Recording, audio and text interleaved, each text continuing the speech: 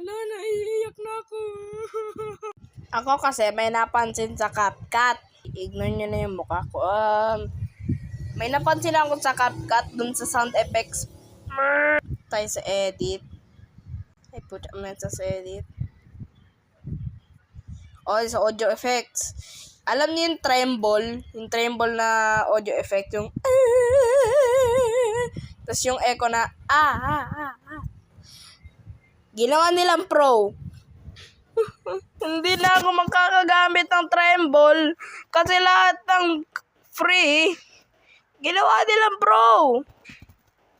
Ang hindi lang nila ginawa pro, high and low. Tapos lahat